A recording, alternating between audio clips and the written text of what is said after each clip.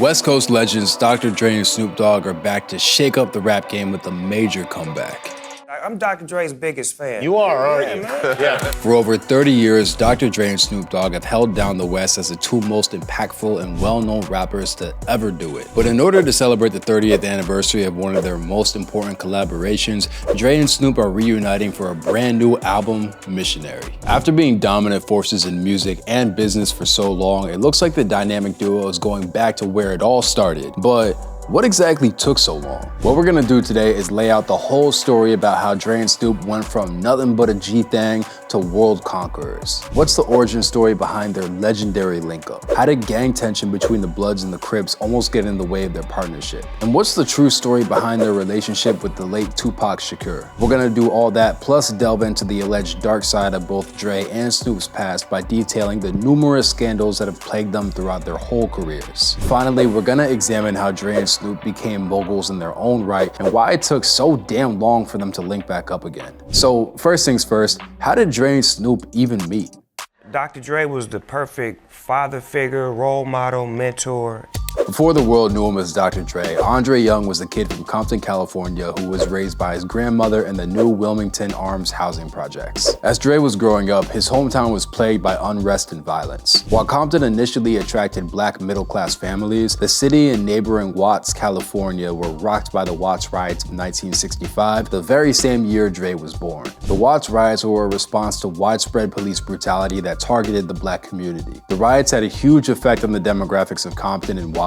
After 6 days of unrest, many white families decided to leave the area, which led to a lot of homes and businesses in the area being abandoned. Compton's reputation as middle class began to decline as crime and gang violence ticked up. Meanwhile, just 11 miles south of Compton, Calvin Snoopy Broadus was growing up in Long Beach, California. Snoop was born in 1971, 5 years after Dre, and got his nickname because his mom thought he looked like Snoopy from the cartoon Peanuts, and it just kinda stuck. While Snoop excelled in basketball and soccer throughout high school and even got college recruitment letters, he was more drawn to the street life than anything else. Snoop started selling out of his mom's house, which attracted way too many attention from his ops. When his mom's house was targeted in a drive-by shooting, she kicked Snoop out, forcing him to live and sleep out of his car. In 1989, the same year he graduated high school, he got arrested for cocaine possession and would spend the next 3 years in and out of jail. Back in Compton, Dr. Dre became a founding member and producer of the group NWA. Alongside Eazy-E, Ice Cube, MC Ren, and DJ Yella, Dre was recognized as a pioneer of gangster rap. NWA songs like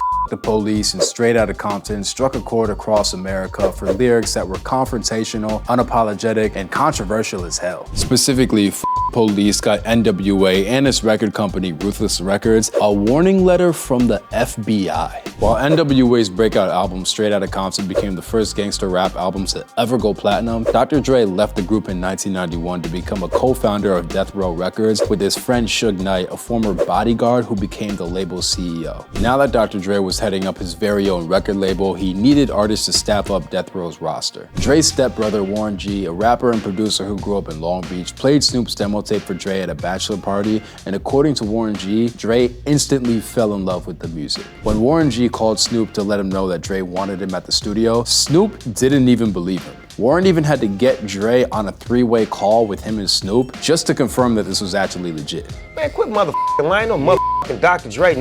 This is Dre. Hello? But when Snoop linked up with Dr. Dre and Death Row Records, his gang ties almost got in the way of making history. Since Snoop was a teenager, he was an active member of the Long Beach Rollin' 20 Crips. The Rollin' 20s are one of the largest gang sets in Long Beach. While Crips are famously known for repping the color blue, the Rollin' 20s are also infamous for sporting black and gold and for rocking Pittsburgh Steelers gear and tattoos. The problem was that Death Row Records co-founder and CEO Suge Knight was affiliated with the mob Piru Bloods, which claims territory in East Compton. While Dre didn't claim any gang affiliation, Suge hired countless mob Piru Bloods as Death Row Records staff and security, which meant that when Snoop rolled up to Death Row Records with Dr. Dre, he was entering enemy territory. our first meeting was on bad terms because we were still gang affiliated and we were using gang terminology on the introduction. Okay. Instead of how you doing, my brother, it was like, what's happening, cuz? What's up, blood? Right. And that's tension. The tension between the Crips and the Bloods go back to the late 60s when gang leaders Stanley Tookie and Raymond Washington brokered an alliance that made their crew, the Crips, the first major black-led street gang in LA. The Crips took over the streets, forming alliances with smaller crews and absorbing them into the power structure built by Tookie and Washington. But as the Crips became more and more powerful, they also made more and more enemies. A gang called the Piru Street Boys was founded by Sylvester Scott in 1969 after he was jumped by Crips. By 1972, other smaller gangs joined up with the Piru Street Boys under the Bloods banner to provide protection from the Crips. The Bloods Alliance and the Crips Alliance led to a sharp increase of gang violence, especially as both gangs got into dealing in the 80s. Meanwhile, the Crips and Bloods were still composed of different small street gangs or sets like the Rollin' 20s Crips or the Mob Piru Bloods. When asked about the tension between the Crip affiliation and the Pirus who worked with Death Row, Snoop admitted that it took a minute for Suge's people to fully acclimate to one of their ops sharing studio time with him. But with Dr. Dre's support, Snoop was signed to Death Row Records and was able to garner enough respect to hang around the Mob Pirus to the point that Snoop claims he would openly hang out in Blood neighborhoods while still claiming his Rollin' 20s affiliation. It was definitely for the best because Snoop and Dre together put up blockbuster numbers. Dr. Dre released his debut solo album, The Chronic, in December of 1992. The album spent 8 months in the Billboard Top 10, sold over 10 million copies, and went triple platinum. While The Chronic was Dre's album, Snoop's influence was all over the project. Snoop was a credited songwriter of 12 of the album's 16 songs and was featured on the album's first 2 singles, Nuthin but a G Thang and Dre Day. Snoop hadn't even released his own album yet and was already reaching superstar status. Just a year later, Snoop would drop his own debut album, and it was an even bigger success than The Chronic. Snoop's album Doggystyle sold over 800,000 copies in the first week, went #1 on the charts, and set the record for the fastest selling rap album of all time. It went on to go 4 times platinum. Doggystyle also proved that Dr. Dre and Snoop were an unstoppable team together. Dre produced every single song on the album, and between Doggystyle and The Chronic, Dre was seen as the producer who was near single-handedly revamping the West Coast sound. Despite all the tension in the streets, Dre, Snoop, and Death Row Records had created something really special. But then, Tupac walked right in and flipped the whole table. No matter what y'all think about me, I'm still your child, you know what I'm saying? You can't just turn me off like that. In 1995, Tupac Shakur was incarcerated in New York's Clinton Correctional Facility on first-degree abuse charges. Despite being in prison, Tupac was still a world-renowned rapper. His third album, Me Against the World, was released in March of '95, while Pac was still locked up and still went #1 on the Billboard 100. While Pac was attempting to appeal his conviction, Death Row CEO Suge Knight visited him in prison and posted a $1.4 million bond on the condition that Pac signed a 3-album deal with Death Row. Pac agreed and was back out on the streets. But now that Pac was part of the Death Row family, he needed a comeback single, and Dre was exactly the person to lock in with. Just 2 weeks after Pac was released from jail, he recorded his verses for the song California Love at Dr. Dre's house, and it only took him 15 minutes. Originally, California Love was a Dr. Dre solo album intended for his next album, but Tupac asked Dre if he could get on the song. By December of '95, California Love was released, and it immediately shot up the charts and held down the #1 slot for 2 weeks. Now let me welcome everybody to the Wild Wild West. While Pac and Dre's first and only collab was a huge success, Death Row Records had a dark reputation behind the scenes. During the Death Row Christmas party of 1995, an associate of Sean Puff Daddy Combs was confronted and taken aside by both Suge Knight and Tupac Shakur, where witnesses alleged that he was beaten. Suge Knight himself bragged that he forced the man, Mark Anthony Bill, to drink about 20 shots of piss. Suge was definitely on some demon energy, and Pac was right there with him. But while Pac was completely on board with the Piru culture that Suge had built, Dre was disenchanted with it all. Dre claims that the turning point for him was when he saw a studio engineer get beat up in the middle of a recording session. Dre negotiated an exit from Death Row so he could launch his own label, Aftermath Records, but that meant leaving Snoop Dogg behind.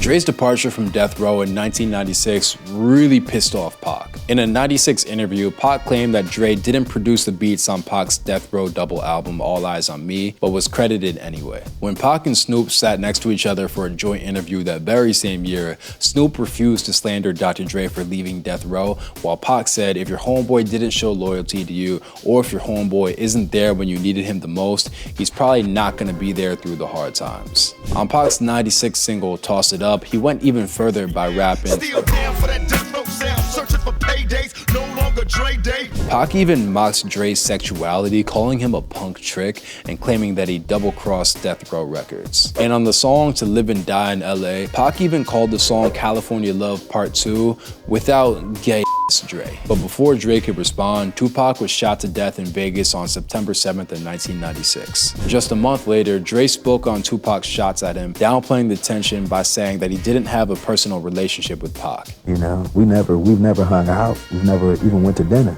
With Dr. Dre in charge of his own label and Tupac gone, Death Row's roster was thinning out. And Snoop Dogg didn't have his ace producer by his side anymore. Snoop's next album, The Dogfather, debuted at #1 and sold 479,000 copies, but that was still just a little more than half of the sales that Doggystyle had put up. Snoop even said that he discovered Death Row was withholding royalty payments from him and that the gang culture of the label had really worn him out. By '98, with all these things combined, Snoop ditched Death Row Records for good. When he joined the Louisiana rap label No Limit Records that very same year, he spoke on how he valued his new crew's family culture versus the gang mentality that became so entrenched under Suge Knight's leadership. But the reality is, when you take a closer look, both Dre and Snoop's careers have been marked by huge scandals. I just don't know if I wanted to elaborate now, or I want to put everything in the book and release it.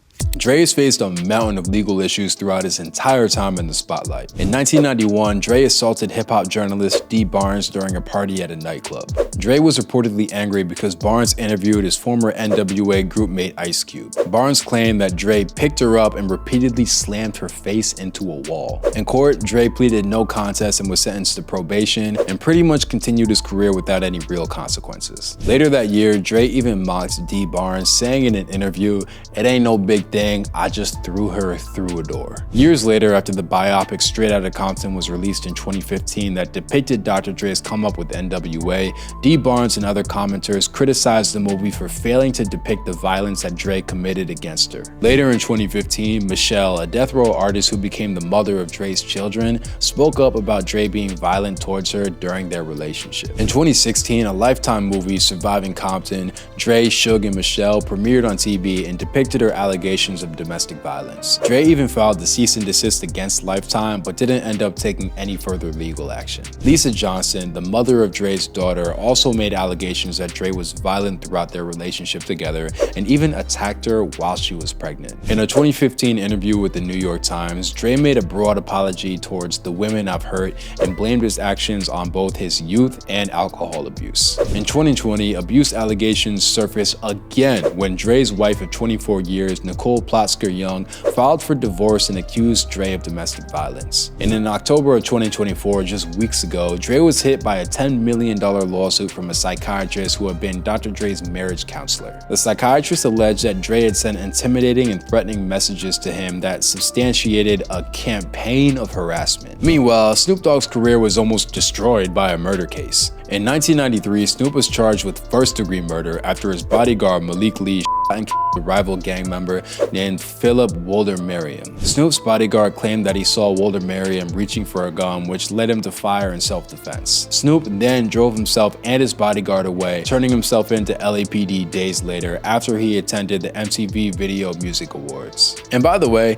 getting hit with a murder charge and then going to the VMAs while on the run from the cops is pretty crazy. Not gonna lie, that's pretty wild. Snoop and Malik's trial began in 1995. Jason London, a friend of Woldemariam, testified that Woldemariam was in fact carrying a gun and that friends hid the weapon after he was shot. Plus, it surfaced that the LAPD mishandled evidence that destroyed crucial materials like shell casings found at the crime scene. Snoop and Malik were both acquitted, and Snoop continued to insist that he was innocent of the murder. Over a decade later, Snoop got into some trouble again, but this time went down overseas. NFTs. In 2006, Snoop and his entourage got into a fight with police officers at London Heathrow Airport, leading to a ban from the United Kingdom. Later that same year, Snoop got arrested at California's Burbank Airport when cops searched his vehicle and found marijuana and a gun. Something about Snoop in airports just really doesn't mix too well. In 2007, the Australian government announced it was banning Snoop from the country because of his prior criminal charges, only for them to reverse course and grant Snoop a visa just a year later. In 2022, Snoop was accused of sexual assault by a former dancer who claims Snoop and an associate of his committed the act following a 2013 concert. Snoop's legal team denied the allegations,